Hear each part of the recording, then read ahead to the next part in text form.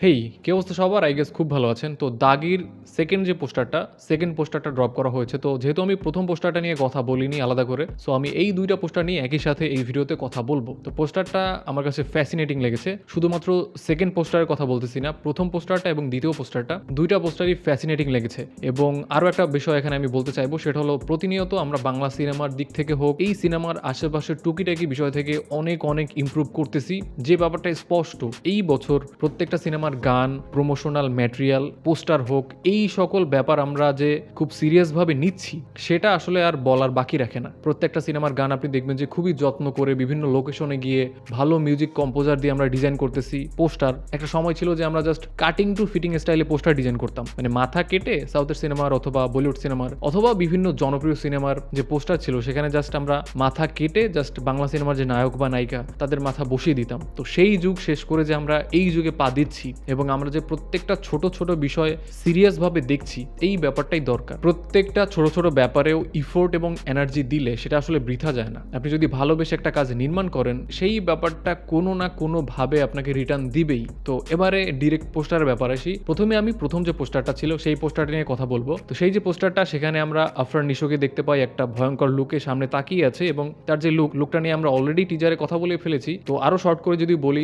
লম্বা চুল এবং দাড়িতে তাকে দেখতে বেশ ভয়ঙ্কর এবং ফিউরিয়াস লাগছে। এই ব্যাপারটা আপনাকে মানতেই হবে। তাকে খুবই ভয়াবহ লাগছে এবং তিনি যেভাবে তাকিয়ে আছে সামনের দিকে, তার মধ্যে যে একটা আগুন, তার মধ্যে যে একটা রেজ, এই ব্যাপারটা কিন্তু তার এক্সপ্রেশনের মাধ্যমে চমৎকারভাবে ফুটে উঠেছে। এবং আপনি যদি পেছনে খেয়াল করেন, পেছনে দেখতে পাবেন যে একটা জেলের মধ্যে আগুন জ্বলছে এবং দ্বিতীয় ফ্লোরে ৩টা মানুষ দাঁড়িয়ে আছে, তাদের পেছনেও একটা সেলের মধ্যে আগুন জ্বলছে। এবং আপনি যদি আরো ডিটেইলে খেয়াল করেন, আফরান নিশো যেখানে বসে আছে তার পেছনে যে সেলটা থাকে সেই সেলে কিন্তু রক্ত লেগে আছে এবং তার হাতের যে ফাঁকা পোর্শনটা সেখান থেকেও যদি আপনি খুব ভালোভাবে তাকান সেখানেও দেখতে পাবেন যে রক্তের যে ছোপ দাগ, সেই দাগ কিন্তু এই সেলগুলোতে লেগে আছে। তো তার মানে বোঝা যাচ্ছে যে এখানে জাস্ট ধ্বংসাত্মক মারামারি কাটাকুটি হয়েছে। এরপরে নিশো জাস্ট বসে আছে এবং পুরো ব্যাকগ্রাউন্ড জুড়ে আগুনের একটা ফ্লেম দেখা যাচ্ছে। তো পোস্টারটার মধ্যে কিন্তু ডিটেইলিং এর কোনো অভাব আপনি খুঁজে পাবেন না। এবং সেকেন্ড পোস্টারে যদি আসি, সেম কাজটাই কিন্তু এখানে করা হয়েছে। সেকেন্ড পোস্টারে প্রথমে ব্যাকগ্রাউন্ড নিয়ে কথা বলবো। ব্যাকগ্রাউন্ডে আমরা দেখতে পাচ্ছি যে একটা জেলের যে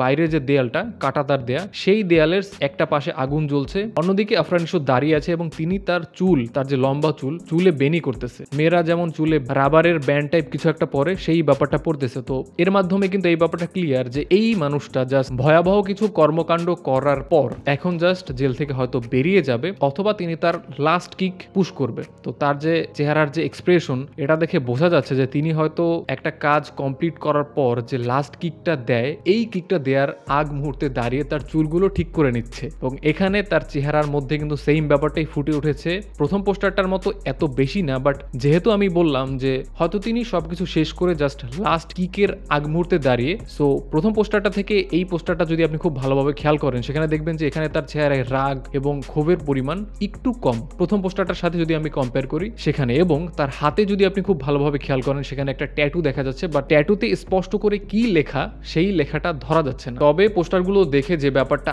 আজ করা যাচ্ছে বা প্রেডিক্ট করা যাচ্ছে সেটা হলো এখানে খুবই এক্সট্রিম লেভেলের কোনো ক্রাইমের গল্প দেখানো হতে পারে। ক্যারেক্টারটার মধ্যে যে একটা রেজ, একটা আগুন, সেই ব্যাপারটা একদমই স্পষ্ট। অন্যদিকে এখানে কিন্তু জেল পালানোর কোনো স্টোরি হতে পারে, অথবা জেলের মধ্যে ভয়াবহ কোনো ক্রাইমের ঘটনা ঘটতে পারে, অথবা তিনি জেলের মধ্যে এসে একটা রিভেঞ্জ নিচ্ছে, এই ব্যাপারটাও হতে পারে। এবং রিভেঞ্জ নেওয়ার পর সব জাস্ট ভেঙে চুরে একাকার করে ওখান থেকে বেরিয়ে যাবে, এটা হওয়ার সম্ভাবনাও অনেক। তো দেখা যাক যে এই সিনেমার ট্রেলারটা কেমন হয় এবং ট্রেলারটা দেখে আসলে গল্প সম্পর্কে অনেকটাই বলা যাবে। সো আমরা ট্রেলার পর্যন্ত অপেক্ষা করি। এবং 2টা পোস্টারের কথা যদি বলি, আমার কাছে চমৎকার লেগেছে।